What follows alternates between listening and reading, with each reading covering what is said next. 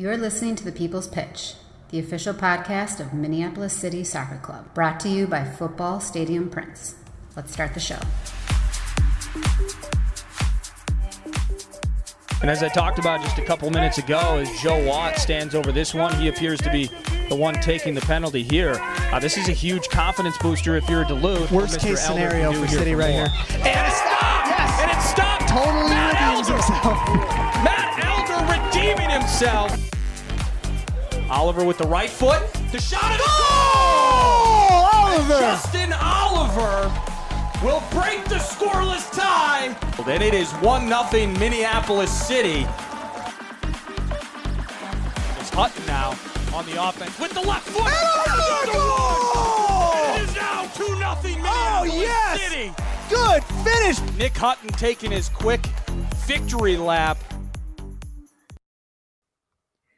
If you have any doubts as to whether or not you're living in a simulation, you better kick them to the curb because we are about to prove them wrong. Things are about to get very real. This is the People's Pitch, the official podcast of your Minneapolis City SC. As always, I am Nate, joined by my partner Johnny Business, John Bisworm.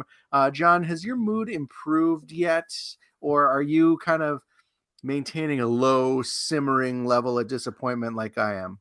Nate, here's how I'm going to answer your question without answering your question. You love to do it. Yep. It takes me at least 3 days to get over a loss in men's league soccer at 41 years old. Okay. So that hopefully that answers your question. Yeah. Okay. I'm feeling you on that one.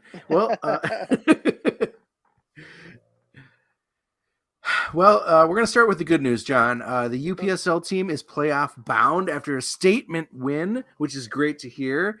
And then we're going to get to the tough part of the show, as both the NPSL and USL2 squads were played off the field in two different countries, which is a city first. Yeah, so let's rip off that Band-Aid and get to it, Nate. Let's not dilly-dally. Nope. Let's go. So, as far as the UPSL is concerned, this one was literally a no-doubter from the moment that we got up to the booth, Nate. Yeah. Considering that Abusa FC had 7 players warming up, and it took till about 8 minutes before kickoff to field 11.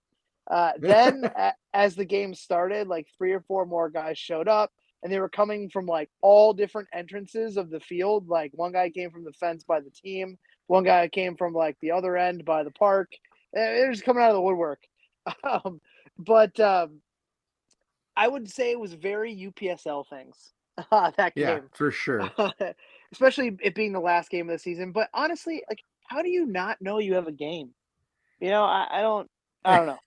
I don't know. As far as the actual game goes, the Futures boys got an early stamp on this match. And well, by the way, it was a treat to be in the booth with you, Nate. Yeah, that was a good time. You know, it's always a good time. We find that we're just like, we do this instead of actually being like, oh shit, a goal was scored. Yeah, we were just talking about the team, like, oh, and then, you know, adding a lot of backstory to it, and then it's like, oh, something's happening. We should get excited. Yeah, exactly. Well, the Futures boys, like I said, got an early stamp on this match with what I thought was a really, really great link-up play between your central three of Daraj, Johnny Bear, and Wackerfuss. And then the Wackerfuss, John, I barely know her. Yeah. Okay, we're at 6 minutes in, and I had the under. I thought you would have gotten there quicker. I forgot to say it on the stream, so I had to say it in the pod. That's fine. His mom probably isn't listening to this one, so it's probably a good call on your part. So anyways, the interchange and the interchangeability of those three and their control and the early on in the game, and their service and delivery to, I think, the strong front three of Walsh Kerms, Ramsey, Urokondu, and Mutu caused literal fits for the visitors. Ramsey opened up the scoring with goals in the 16th and 32nd minute before picking up a knock, which I think hampered him for the final few minutes of the half. And I think actually until he was subbed off, but we'll talk about that in a little bit. And then Walsh Kern capped off a goal to make it 3 in the first 45. I don't think that there was ever a chance that the Futures weren't going to win this game. No, I don't think so either. But it was good to see the team get out to that start that they did and put their stamp on it and make it. I mean, pretty much put it out into the world that there was no doubt that they were only thinking about winning this game. Well, yeah, and then They putting weren't out there messing that around. like, and it's not like, some people are like think that our club has a little bit of privilege, and I'm sure that comes off like that sometimes. But like, we weren't like just given a UPSL playoff spot. Like the kids earned it, and they Yeah. should. And like, like what a great way to put a capper on the season, go undefeated in the regular season with a statement first half like that. But going into the second half, Nate, it got even more stretched for the visitors. I mean, their only chances were Route One soccer right up the middle, and they didn't have a whole lot going on other than that. And it typically was like up to one guy. So with that the game opening up, Walsh Kern again for the second time on the day in the 47th minute, and then Gavin Watkinson and Carlos Robles, who were both substitutes, came on, put the final stamp on things in the last 15 minutes of the second frame. And it was funny because we joked on the stream that how ruthless JJ was, substituting both Ramsey and Walsh off, both on hat tricks. Yeah. But I mean, hey, if you don't put that third one in the time you're given, that's next man up. Yeah, I guess so. I mean, to be fair, he did give Ramsey the rest of the first half after he got his knock. Like, he had a full 45 minutes to score 3 goals, and he couldn't do it. So, oh well, you might as well sit you down. Yeah, man. Take a seat. Every week, John, it seems like there's someone different that's stepping up for those young Crows. Like, we saw Ramsey continue the hot streak. We've been talking about him for a couple weeks now, but there's 2 new names that we really haven't talked about that stepped up on Saturday, and both of us picked them as our players of the game. You want to talk about them? Yeah, so Daraj Basnet, he was with the group in the winter session. So like I got a good chance at seeing Daraj firsthand when I was mentor coaching. And he's on the younger side of things. So you're gonna see him again. If he'll have us back, let's put it that way. So you'll see him again. But Daraj is not the biggest guy on the field, not the fastest guy on the field, but he's probably the toughest guy on the field, to be honest, in his small, slight frame. In the middle of the field, just doing everything you want out of a 6. Getting heavy into the tackle, getting the ball, reading what's around him when he has the ball and when he doesn't have the ball, and then and giving it to the other guys that are open. And nothing flashy, but I thought that like he was the heartbeat in that first half for sure. Yeah, and how about Walsh, John? We mentioned that he had those 2 goals. I think he had another assist to make it a gentleman's hat trick, I guess, if you want to call it that. But we have not talked about him at all this season. Yeah, so Walsh is a graduate of the first year of the Futures program. So we've seen him before. When I say we, I mean me. But Walsh he came out of high school and he was a target striker because he's a little bit taller. You would think maybe more of that back to goal guy, but he's got some speed and he has that silky smooth touch. I mean, on that goal he had, the one where I think it was actually Daraj who played a ball into him that he took out of the air, cuts it back behind his leg, and then slots it home after he beats the keeper with his third touch. Fleet feet for a big tall guy, as well as speed, like I mentioned. And like what a great addition. I know he came in a little bit late. We talked about how he goes to school out in California. I know he came in a little bit late. I think it was more of a case of he hadn't planned on playing with us and then came home, and then JJ did the real smart thing of contacting him when we were actually a little bit low on players due to some injuries with the Futures program, and snapping up a guy like Walsh Kern is a really good one to get. So I thought that Walsh, the one thing that I really liked about Walsh, and we talked about it on the broadcast, excuse me, is his willingness to be interchangeable with Ramsey and Moo. Like you saw the 3 of them kind of, occupying each other's space. And then kind of, interchanging as far as where they were coming from. And I thought that kind of caused problems for Abusa FC. I mean, they had a lot of problems, but this one I thought definitely was a problem for them. And Walsh was the one who was kind of spearheading that. So with that win, actually, I'll pause. Is there anything you wanted to mention about Walsh? No, not at all. I think you covered it, man. I was just super impressed with, for like you said, for a big kid, he's able to really bring the ball down with his feet, like out of the air. I thought he was dangerous on the attack, very aggressive on the attack, right? But still looking to find those crosses and to find those, to do duty on kind of both sides of the ball, right? Not only was he making those runs and trying to get into goal, but when he did find himself on the wing in dangerous spots, he was more than willing to put the ball in the box, and that's exactly everything we need from one of the front three. Yeah, absolutely. So with that win, it was up to everyone's favorite newcomer by name only, Austin Villa, to do their jobs versus Vlora, who were ahead on 1 point with a game at hand after this result. But they couldn't do it, man. And that places Minneapolis City Futures as the second seed in the playoffs and caps off a second consecutive season, undefeated season. And I think that goes, we talked a little bit about it last week, but I think that goes kind of underrated as far as the fact that these are 17 to 20-year-olds. Like, I would say maybe 6 of the guys on the roster aren't youth soccer eligible. Yeah. I mean, that's the biggest thing for me, John, is we've said it over and over again. But when this season started, you just wonder, like, oh man, how are these literal kids gonna respond to a real semi-pro league? As lower league as the UPSL has proven to be, organizationally with some of these teams, like, these guys are not messing around. You saw the guy come out for Ebusua on Saturday. He looked like the Incredible Hulk, right? But we were still able to cause him fits, and he was like 3 Dirages. Yeah, exactly. And the thing with the UPSL, and especially our Midwest West, and hopefully I'm assuming it's going to be the same for the rest of the league around the country from what we've seen last year in the playoffs, is like, you never know what you're going to get.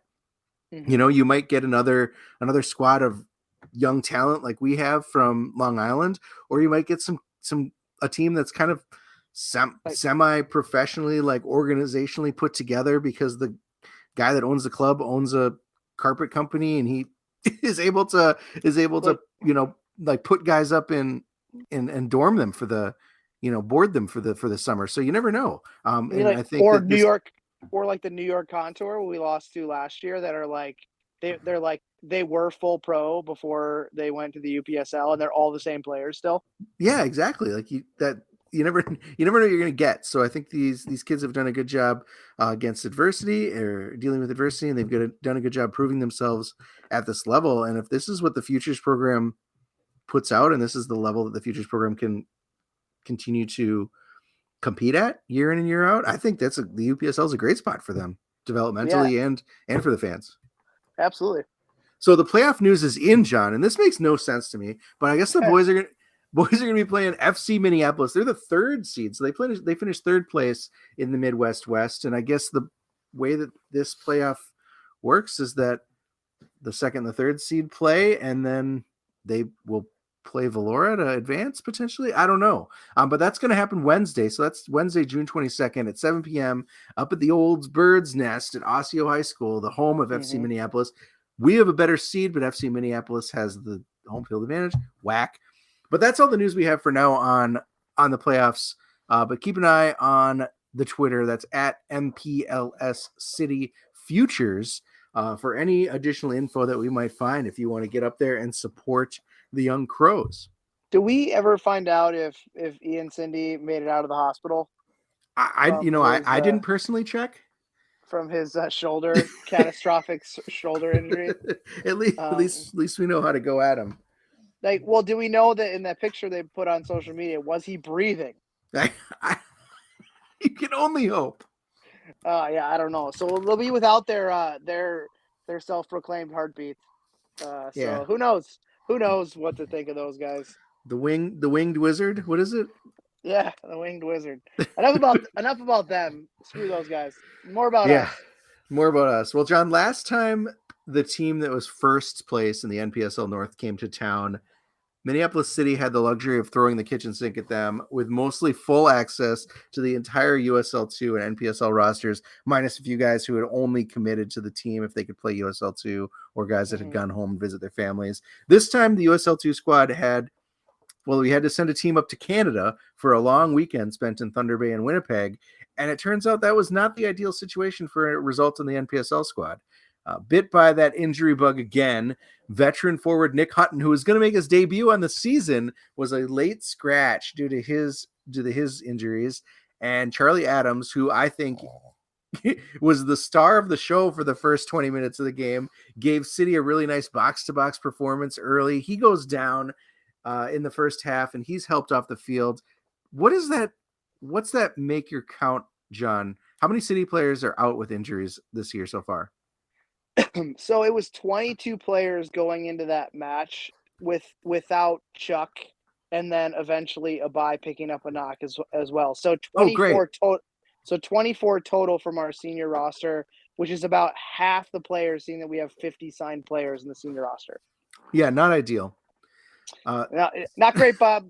Nope. So after Charlie goes down, I'm going to say that the midfield had a lot of work to do, right? We had to figure out roles. We put Tyler David in as a deep setting midfield who could hopefully double as maybe a third center back, but that's really not, it doesn't seem like that was the instructions that he was given. I thought he played well. I thought so too. I thought he was great.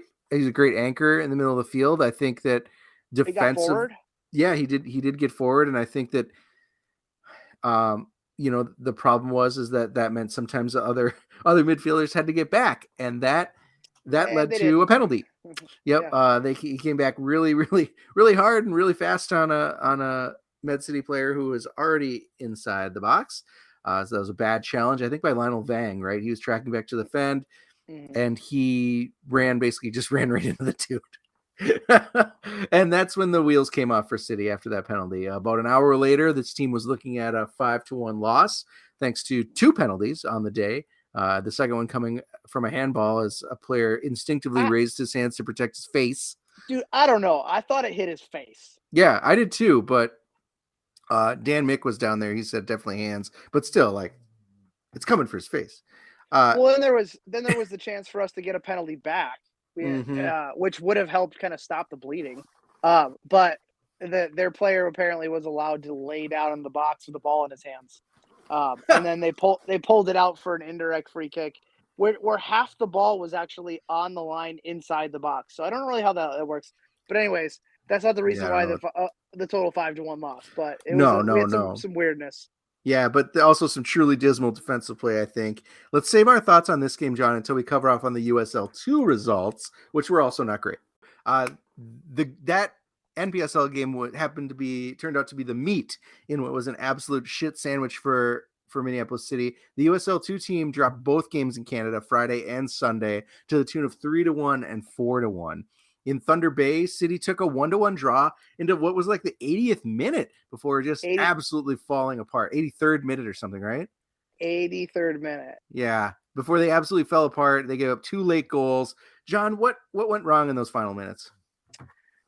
Okay. Well, I'm just getting over this one as I talk to you about how long it takes me to get over a men's league loss.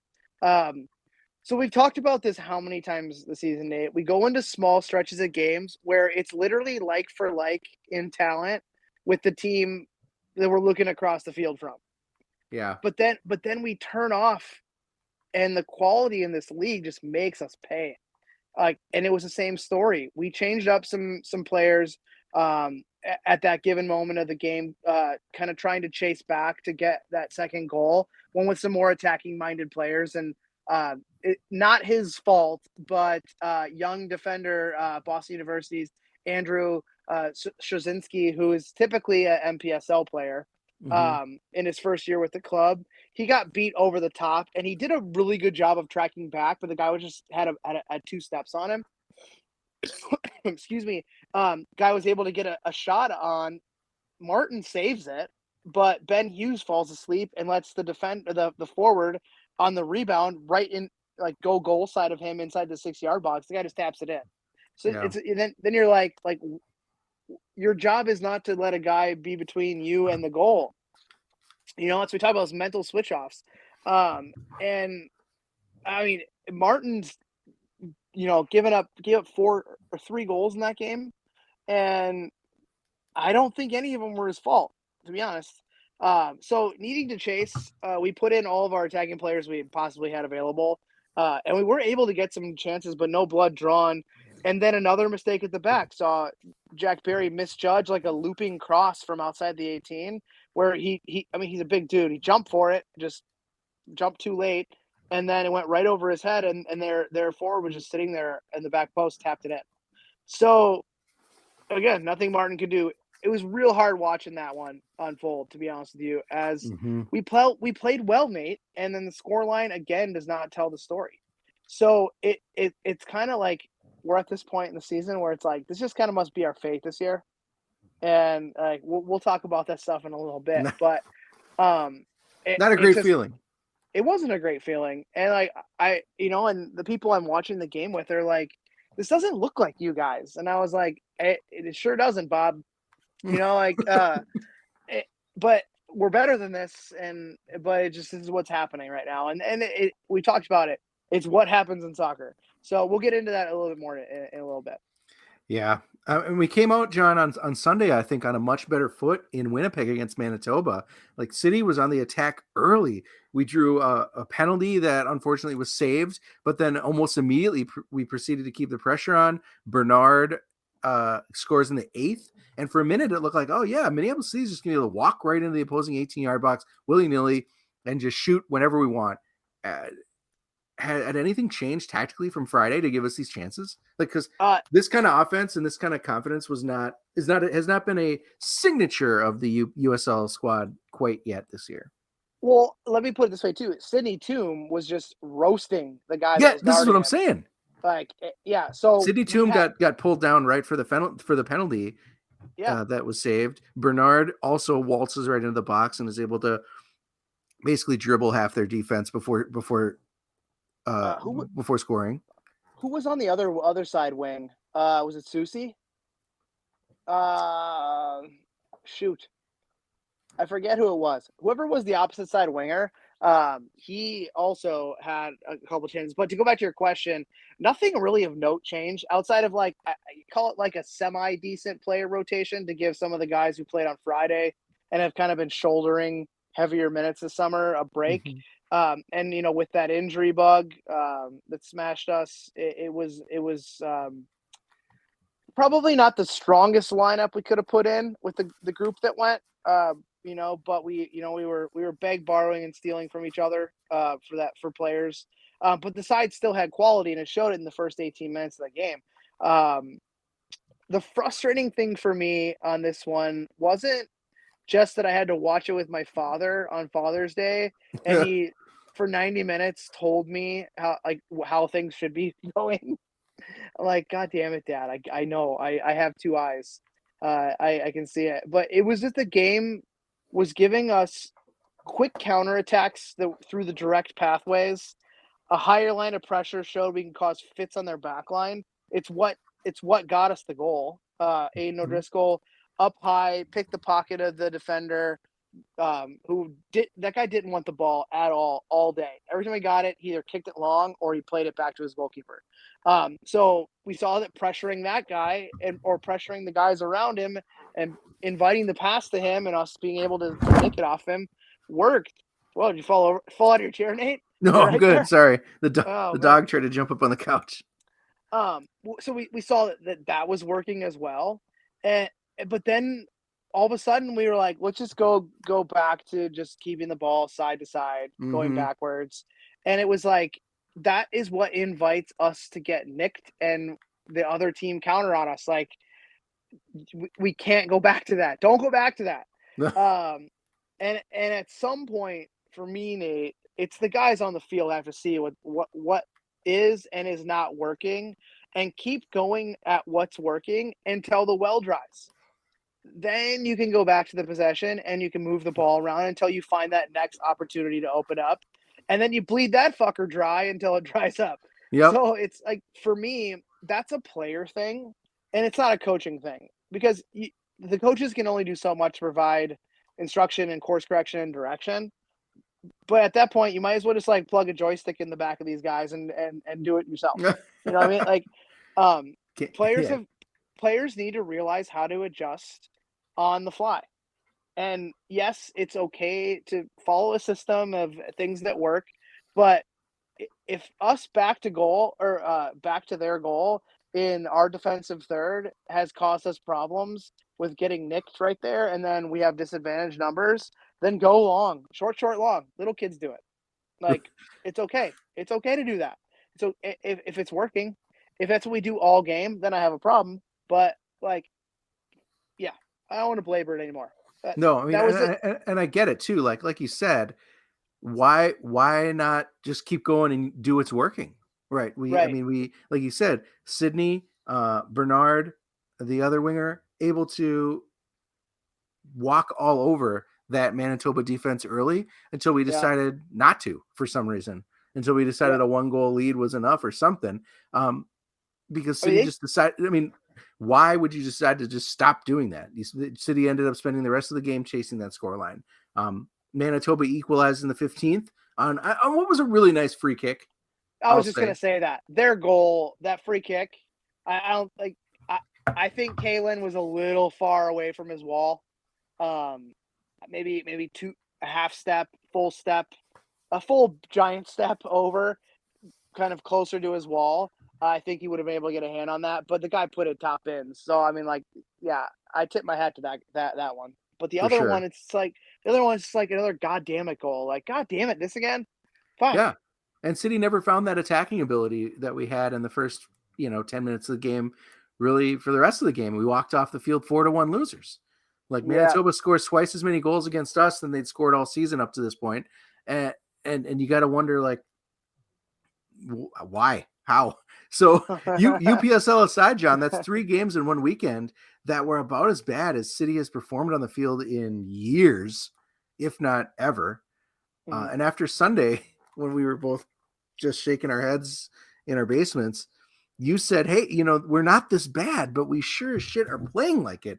And I think what you're saying is, hey, on both the USL2 side and even sort of the NPSL, sometimes, depending on who's on the roster, we've got some of the top players from Minnesota that play in really good D1 programs and even in D3 programs, or at least are bound for them, are going there next year, right, as graduating seniors. So what's the problem? Why can't the USL2 team get results when they hit the field? All right, you ready, Nate? Yeah, I mean, this is what we were talking about early. Like, we're getting real in this podcast. At this point, I feel like we can be an outlet for some of the frustration that fans might feel, and still you and I are 2 of the most ardent City supporters that there are. So I'm not super concerned with walking any sort of fair weather fan line here, but we got to ask some tough questions. We're also going to be the release valve for the players too, I think. I think, like, no disrespect to anyone on our roster or our staff, but like, things aren't great right now. Yep. So like, we've clearly underlined that. But as far as your question, so we know, Nate, winning's contagious. We've seen it a lot around here in the recent past. This is our first dose of just how equally, if not more contagious, losing can be. Yep. And it's almost like with the NPSL team, it's been 2 steps forward, 4 steps back, and with the USL team, it's been a half step forward, 3 steps back. So it's been like we've been trying to, but like, losing is the worst stink you can get on yourself that you can't get off. And you're right. We have a lot of talented players around here, but even the most talented players on a losing streak always have that second guess of doubt in their heads when the ball's rolled out. And it's really hard to shake that off, Nate. Like, and to get your mojo back.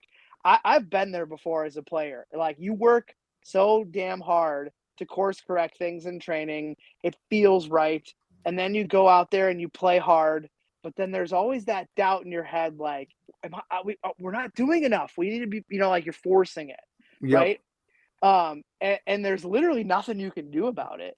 Like, I've been on teams where, like, 9 out of 10 times, you only face them once. 9 out of 10 times, you blow the doors off those guys. But on that day, because of what happened in the previous matchups, you're like, yeah, you got the stink on you, and you can't get it off. And I think we got the stink on us right now. Mm-hmm. So it's just where we are right now. We got the stink on us.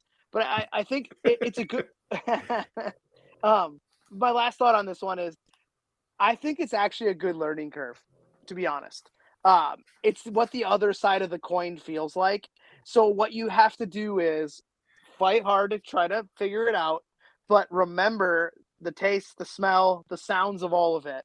And once we regroup as an organization, as individual players, and we fix what we can fix it going into next season, never let it happen again. As soon as you start smelling that stink, start seeing the things, the bubbles boil, start hearing the sounds, you cut the head off the snake. So remember it and move past it, because every club on earth has gone through this, and now it's our opportunity to make it only a this year thing. I like And your maybe Go ahead. my last thing, maybe a this year thing, or maybe a year to date thing. We got a lot of games left. Yeah. We can move forward, or we have to move forward at the end of the year.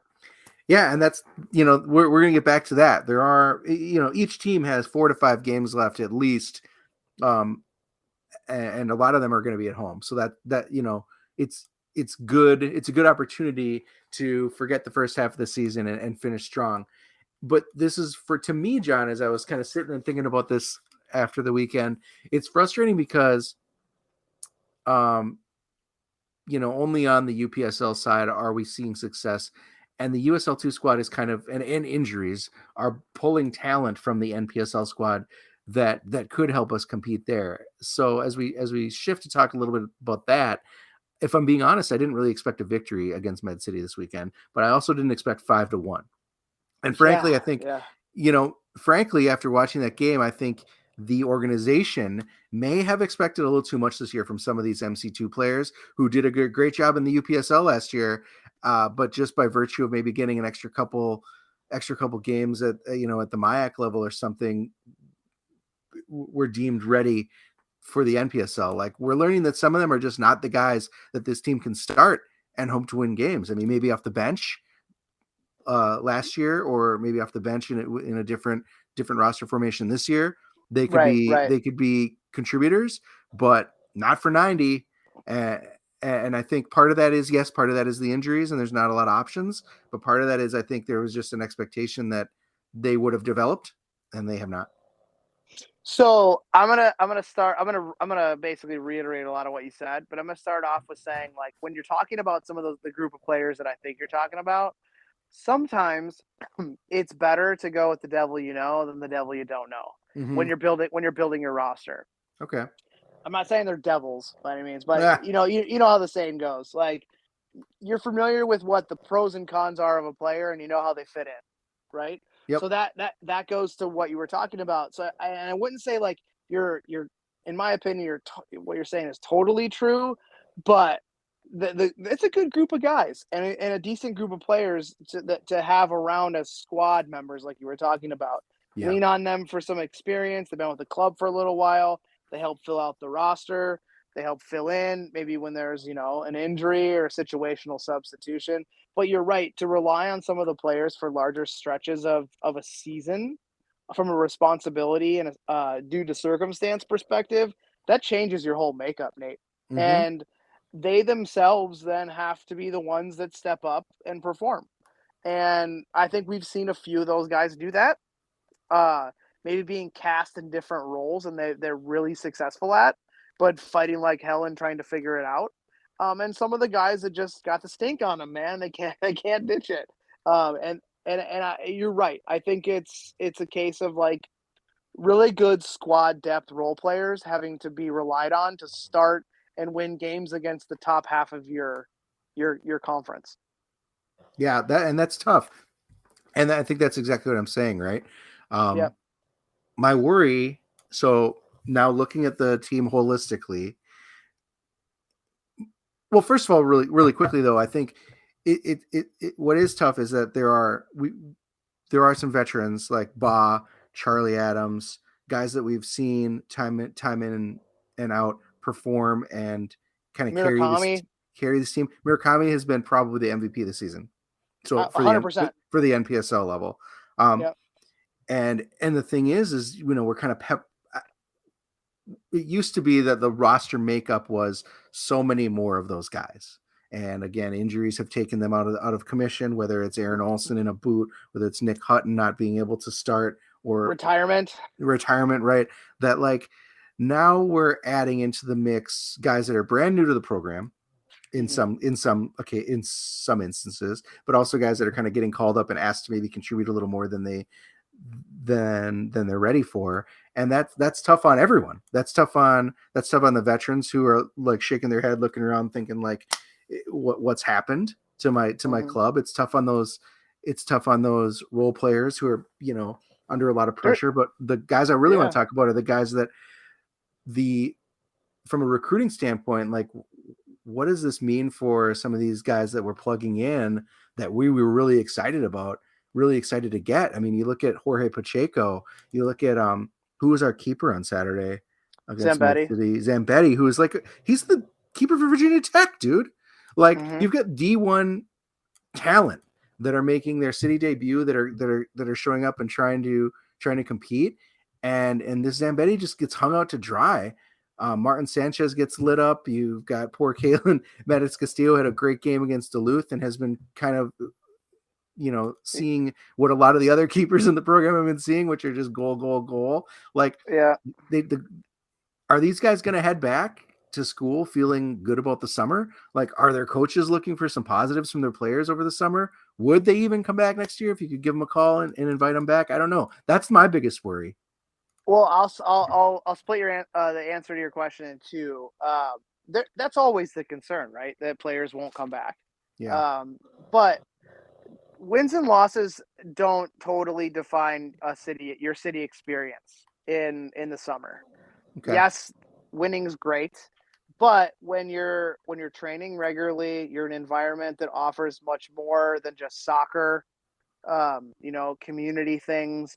Being able to come home, be with your family, maybe that girlfriend that lives here goes with the U, friends, be around the lake. It's a bonus. Sure. It's like a soccer vacation for you. Okay. Before you have to be literally an employee of a university, pretty much. Well, we'll talk about maybe NIL deals another day. But you get what I'm saying here. Mm-hmm. Like, before you have to go and play every single day while trying to go to school, you want to keep playing, but you want to be in an environment that, like, you actually enjoy being around. So I don't think that wins and losses define your experience here. But winners want to win, and they will see this as a down year. But with calculated changes in the offseason, this is all fixable. And as long as we as a club do that and players see that, I think we still have a shot at getting some of the best players and top level talent in the state. Plus, we have the relationships with the people who they're close to, and they understand, like, win, lose, or draw, we're still a really good spot for their players, their former players. The list goes on. Mm-hmm. I've already started having a few conversations with players about this season. Not like, hey, tell me what's going on. It's been more of like, what's up, dude? Like, we haven't checked in, like a check-in, right? Sure. And from what I'm hearing from most of the players that I've checked in with, and it's been a small sample size, I'm trying not to like inundate the guys, right? But I have to get through a lot of them by the end of the year, 50 to be exact. I have what, a month and a half, 2 months to get through 50 interviews. So what I'm hearing from them is that, like, what they're saying, coupled with what we've talked about as a club internally and then externally with the players, they understand where and what needs to be fixed, and where we can do that. So, like, mm-hmm. they get it. they also get like they got the stink on them that I talked about. Like so that on that end, I'm a little less. I'm not worried, but there's always doubt, right, that a player won't come back. You look at a guy like Eli Goldman, like Eli. Eli might not come back next year. This might be the last opportunity we have with him. Maybe he does come back in the year between his school graduation year and his last year of eligibility. Maybe he does come back to get something comfortable under his belt. Maybe put the armband on for the club. Maybe bring that brotherhood back that he learned when he was 19. That kind of stuff. Maybe he does give us one more year. Maybe not.